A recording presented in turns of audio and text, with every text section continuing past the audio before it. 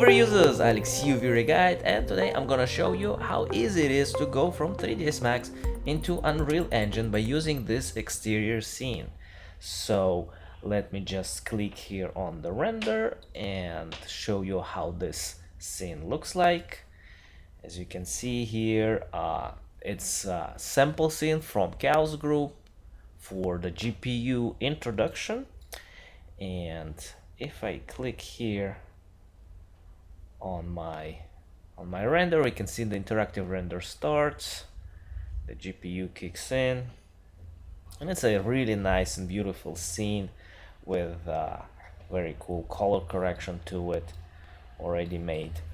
So we're gonna take that without preparing that scene. You actually need to prepare that scene. That's something that I'm gonna show you in the upcoming tutorials, how you can unwrap and open your lighting maps.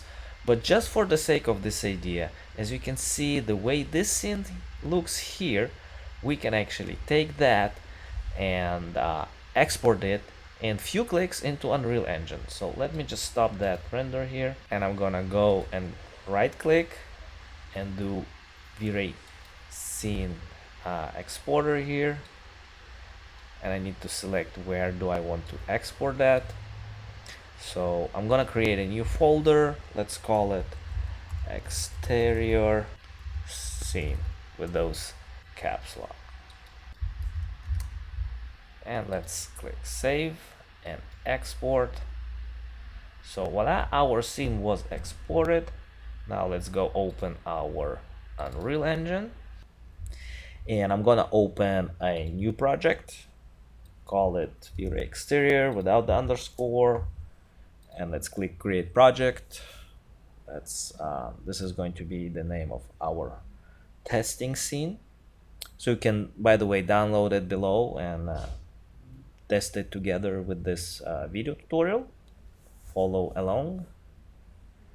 Now that the scene was open, I'm going to activate my VRay, because if I click import, I won't be able to see anything here that was created.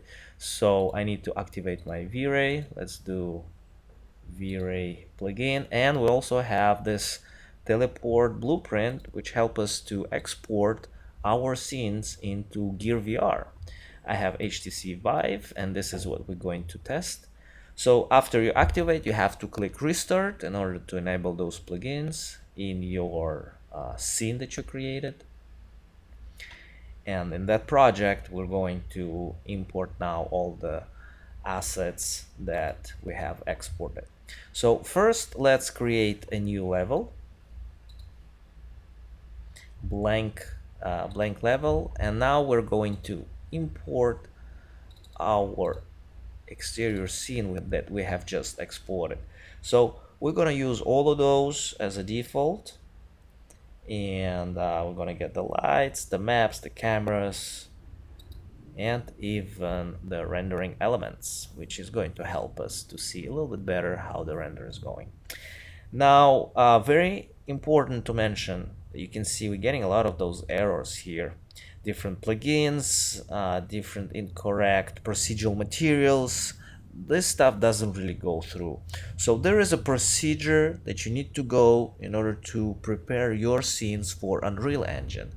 Right now we didn't do that because it's a quick look into VRay for Unreal. I just want to show you what it is inside Unreal that you guys are capable of doing in just few clicks in this very short demonstration. However, if you're working on more complicated or professional project, you have to unwrap all your materials in order to create lighting maps. Those maps will map lighting for your objects. If you're not gonna do that, all your maps are going to mess up, and you're gonna have intersections one map into another just because you didn't unwrap your objects. So basically, it's not complicated, but it's kind of time-consuming procedure because you have to do it for all of your materials and all of your objects in the scene. There is another plugin that's called Datasmith. I also have it installed. So Datasmith does it basically automatically for you, and then it keeps also the hierarchy of your objects. But in this example, I just want to show you how you can use VRay scene format in order to go from 3ds Max directly into Unreal Engine 4. Alright, and the import is done. We have some errors here and some things are failed because we didn't prepare our scene, and I'm gonna show you how to do it in the upcoming videos, but in this one is just a quick look on how beautiful it is inside Unreal Engine to work with VRay and how simple it is actually. So basically you can render the same thing you render with your 3ds Max. If you click this render button, you're gonna start rendering with your Gouda GPU, and you can see also auto exposure was applied at auto color balance. Those we did set up in our VRay physical camera. And I think also the color correction that we did in VRay frame buffer works here. So basically it works the same way as the GPU works in 3ds Max, the way it is. I think just maybe a slight difference between denoiser, the way denoiser works here, and in Max it's a little bit different. But in general it's the same idea. If we click here on VRay frame buffer, we'll be able to see what our image, what our render is capable of doing here. Pretty cool, pretty clean result within just few seconds. You know, inside Unreal Engine we'll be able to render. And not only that, we can render and we can get different passes, alpha channels. That's the denoiser. So I didn't put any other passes, but we have it here. For a second, let's just go and check out our settings, what we have here in the settings. Close the VRay frame buffer, and in the settings we have interactive, we can choose resolution, minimum maximum samples, that's the quality. We have quick settings, so camera settings, and we have the rendering settings here. We can limit it same way we do with the GPU inside Max. Global illumination, we can choose light cache or brute force, which is pretty cool. And here are the light cache rendering parameters. For the lighting, shadow bias, materials, denoiser, we can choose which one we use. So right now interactive, I'm using AI denoiser, and here are the passes. We can enable here which ones we want to see: lighting pass, normals, ABs, multi-matte elements if we need to isolate, GI, reflection, refraction, all of that stuff we can get in the render. So pretty cool stuff. Basically it works almost like 3ds Max without the modeling options. Now in the rendering mode, if you do have RTX, you can use the optics. This is the experimental. Unfortunately I don't have the newer graphic card, so I get stuck with my GTX 1070. I use Gouda in order to do the GPU rendering, but it's not that bad, it's not that shabby. Okay, now we have the trace depth. So this is basically the dynamic memory limit here, texture how we want it, and we also can add distributed rendering. If you have a bunch of computers, you can plug in here more extra power for your render. Okay, now let's see what else. Project settings, I do have Intel Core i7, and we're basically using both of those for my VRay, because you know VRay is a hybrid, so it does takes everything it can from the GPU and the CPU. And also here we can export VRay scene. If we do some changes, we can go back to 3ds Max, which is a pretty cool thing. So we can go back and forth between the scenes. Okay, now here we have VRay backlighting. And in the settings, we don't have much, it's very simple. So we can bake small, big texture, big map with a 4K, and here we can do the resolution. So 0 is basic, is a preview, 1 is going to be medium, and 2 is going to be the highest. So not so much settings in this one. Okay, so I'm gonna put here 1, and let's do 4K, and let's bake this. Click on the baking, and you can see the baking window opened, and it's building our rendering alias map. You can see those guys are pretty small, so the quality is not going to be great. We're just doing the medium, but basically you can see how all the objects here in the scene is getting rendered, basically baking the lighting that is existing now in the scene. I can also play around, change the lighting, and then rebake it again. That's the only thing. I won't say it's a downside, but once you bake it, you cannot change the lighting anymore. And sometimes the baking process can take a lot of time. So we're doing kind of quick render. I hope this is it's gonna go pretty quick here. Within a few minutes we should have it ready. Alright, so now we can see that the rendering is done and the denoiser effect was applied to it. So I think the denoiser is kind of blurred and smeared a lot of like detail here. So maybe for the render I do need to leave denoiser, but for the light baking I have to take it out because I kind of start losing this grainy. Right, so you can see the map's been automatically applied after the bake, and if we click play here, I can actually walk and see how this whole thing looks like. Alright, so with the medium quality, not so shabby at all. Alright, so you can see some of the lamps here kind of having those holes. This is because we didn't prepare, we didn't unwrap, we didn't do the maps, the lighting maps inside 3ds Max. Okay, but the quality is not looking that bad. I mean, the GI is looking very poor, and if we switch to the lighting mode, lighting only,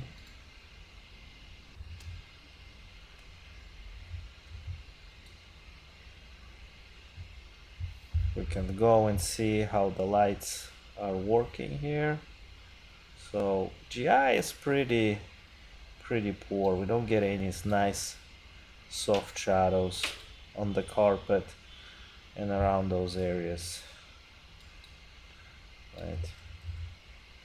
So in order to get nice GI in those connection areas, what we need to do is we need to go and increase our light map density. So you can see this is blue, this is obviously too low. I'm gonna go and override. First I'm gonna try 512, and if it's not enough, actually let's do 1024. If it's not enough, I'm gonna bump it up, double it to 2000. But all of those maps here, I have to bump it up to something like this, 1000, maybe even more. Oops. So those maps, they gotta have very high resolution for those. I'm gonna do the chairs. also 1024. So I'm gonna do all of those objects. I'm gonna increase their light map density. So the more density you have, the more photons, the more GI will gather around that area, and you will get very nice quality to those objects. But besides that, that thing isn't looking that bad. All right.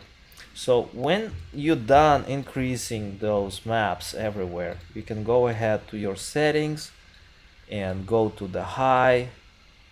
Let's do 2. Let's also make this the walls also with a much higher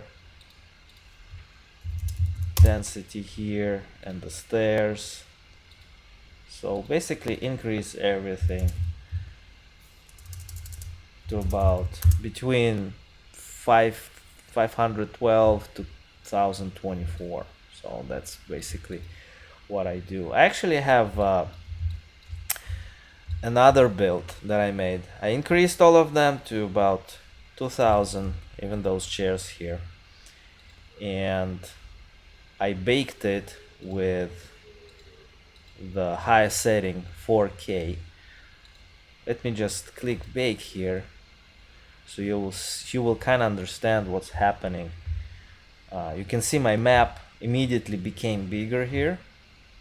It's not that thin anymore, and you can see all those maps became also bigger. So here we go. I can see now the shadows of my chair, and I can see those quality global illumination and ambient occlusion spots that are going to be created. All right, so this is basically what you guys gotta do in order to get really nice quality shadows for your light bake. And after you baked it, you can package it, you can send it, you can play it, you can probably opt for VR.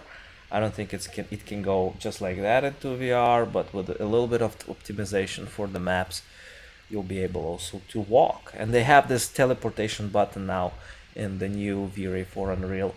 And all of that stuff we're going to explore in the upcoming training, which is Tropical Island. I'm still preparing those things and exploring the new VRay for Unreal.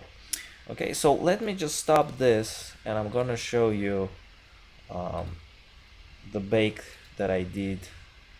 The bake that I did yesterday with the high resolution actually took about 3 hours for 4K. I did increase a lot of them, but the lighting quality looks much better. So let me show you what I'm talking about right now. Alright, so if I open my previous scene, you gotta save your level. So I'm gonna open.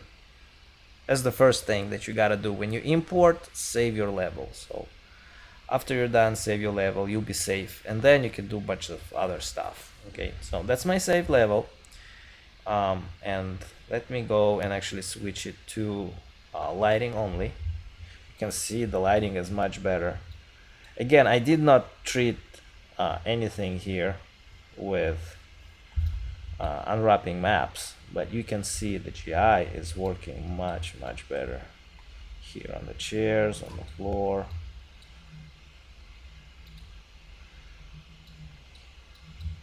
Oops. Also with our carpet here, the connection points, the shadows. I mean, this stuff is looking much better. And when I'm turning on the materials, you can see this is looking pretty good. Okay. Again, better cards will probably show it much better, in a much better way. But I'm kind of satisfied with this little test for what we could achieve here in the real time. And you can see also on the column, you can see how the unwrap didn't work, because we didn't do anything, but some of the stuff are working pretty good. That's what I like about it. All right, so if you like this test, share it with your friends, I'm gonna do more Unreal stuff pretty soon. So make sure to follow, download the scene, make your own tests, and share it with our community. Okay? So thanks a lot for watching. This is Alex, your VRay guide. Talk soon. Ciao.